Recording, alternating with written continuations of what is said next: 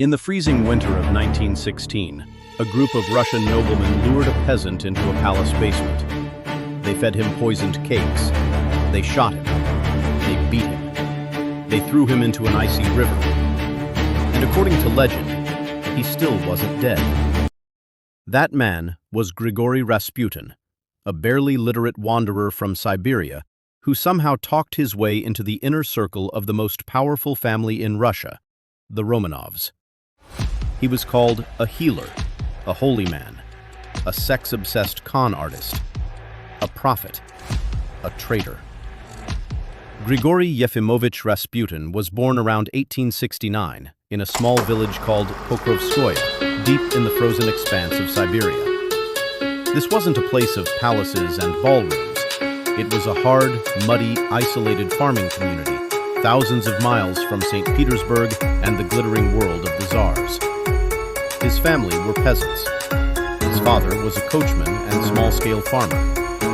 Grigori grew up illiterate, uneducated in any formal sense, and, by most accounts, a bit of a troublemaker in his youth. Village records and later rumors describe a young man prone to drinking, brawling, and petty theft.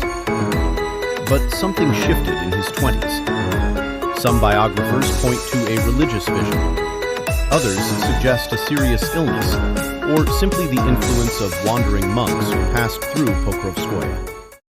Whatever the cause, Rasputin experienced what looked like a spiritual awakening, and he left home to become what Russians called a strannik, a religious pilgrim, a wanderer who traveled from monastery to monastery, shrine to shrine, surviving on charity and devotion.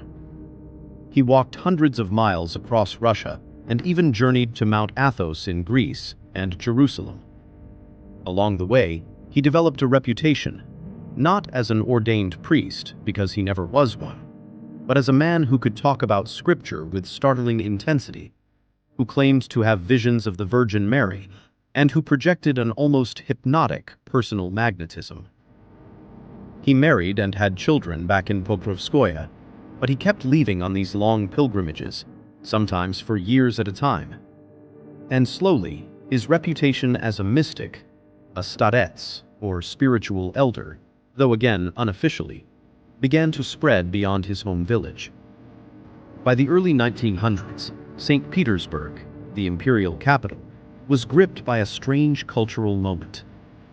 The Russian aristocracy, and even members of the royal family, had developed a fascination with mysticism, spiritualism, and folk religion.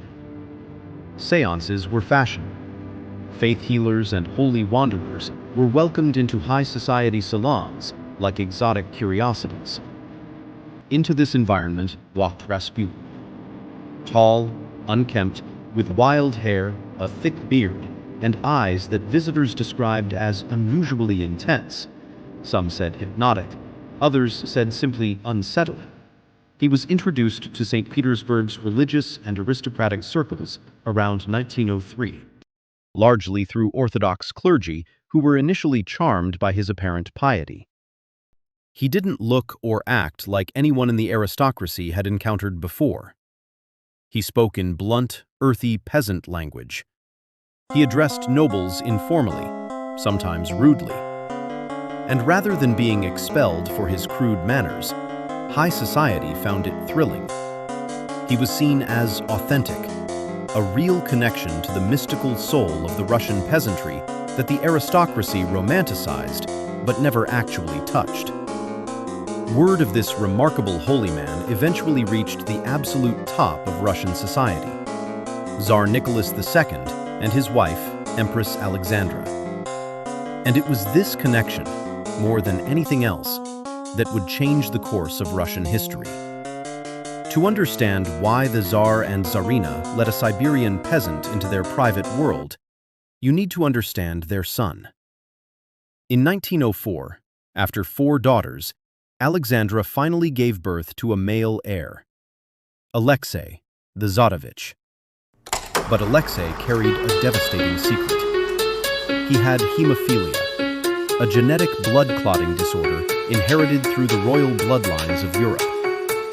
For Alexei, Even a minor bruise or fall could trigger internal bleeding that swelled his joints, caused agonizing pain, and in the worst episodes, threatened his life.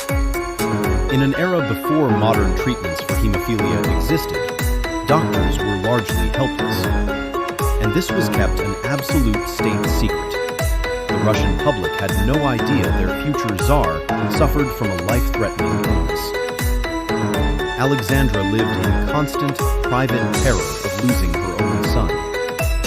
This is where Rasputin entered the picture. He was introduced to the imperial couple around 1905, and soon after, according to widely reported accounts, he was brought in during one of Alexei's bleeding crises.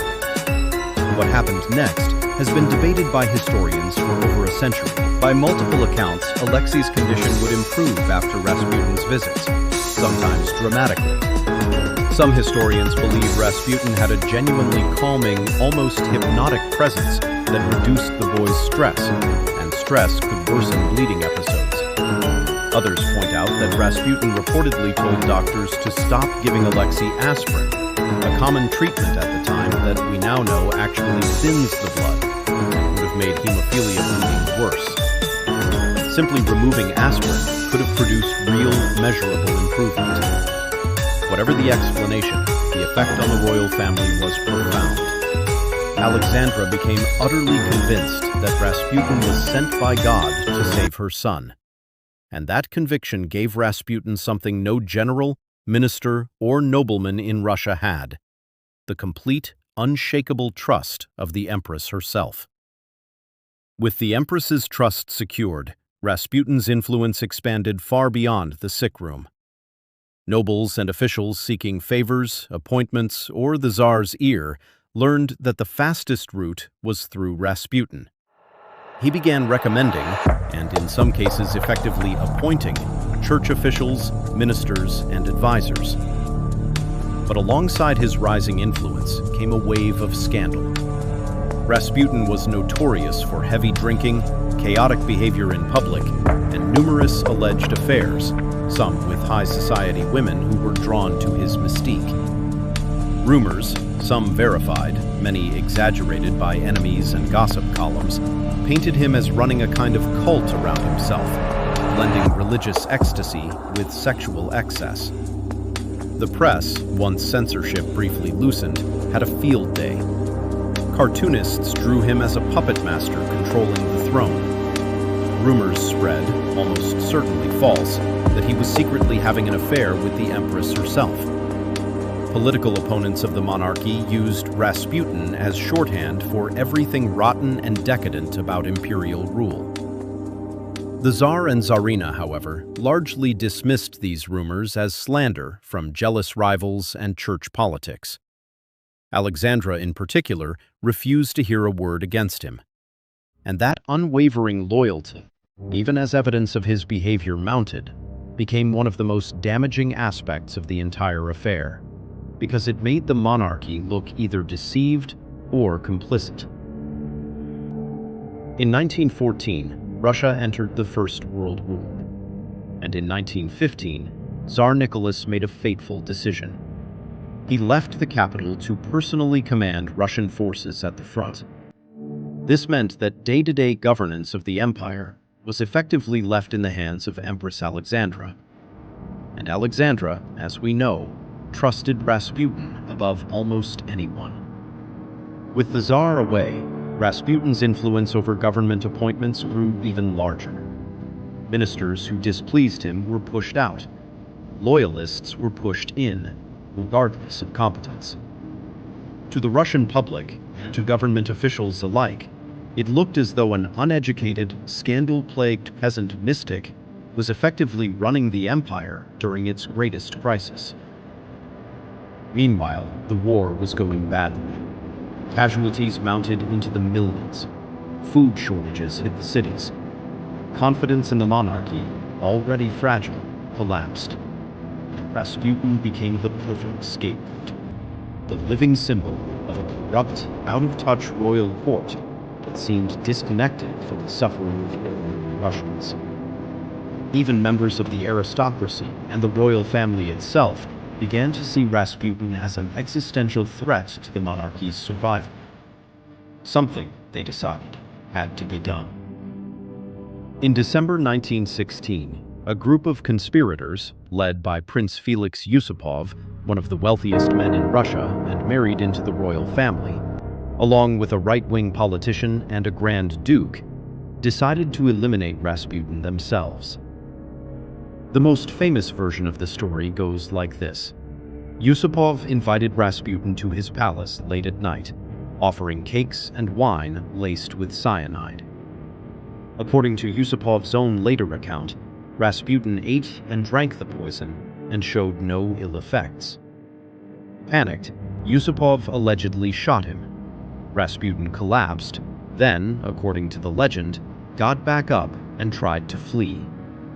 The conspirators shot him again. They beat him, and finally, they wrapped his body and threw it into the freezing Neva River through a hole in the ice. It's worth pausing here on something important.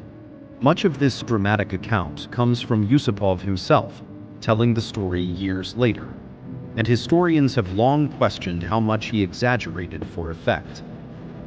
The poison that didn't work detail, in particular, has never been independently confirmed.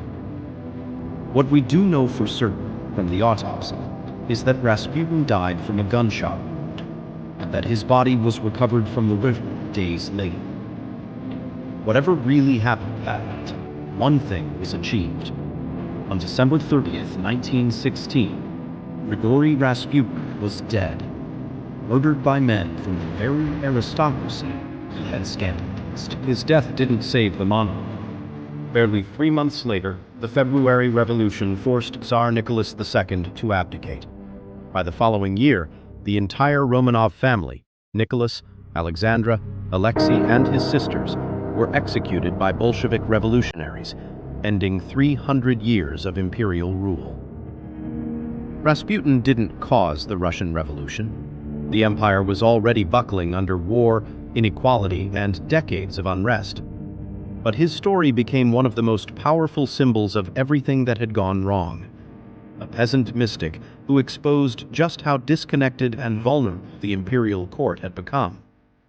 More than a century later, Rasputin remains one of history's most mythologized figures, endlessly reimagined in films, songs, and books, often stripped of nuance and turned into a cartoonish villain or an all-powerful sorcerer. The reality was messier, and in some ways, more human. A man from nowhere, driven by genuine religious conviction and personal ambition in equal measure, who happened to walk into the one household in Russia desperate enough to believe he could work miracles. Whether he was a healer, a fraud, or simply a man who understood how to make powerful people lead, that debate hasn't ended.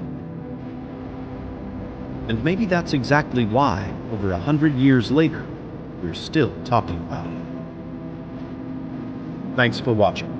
If you want more deep dives into history's strangest true stories, make sure to subscribe, and let me know in the comments. Do you think Rasputin was a genuine mystic, or history's greatest con man?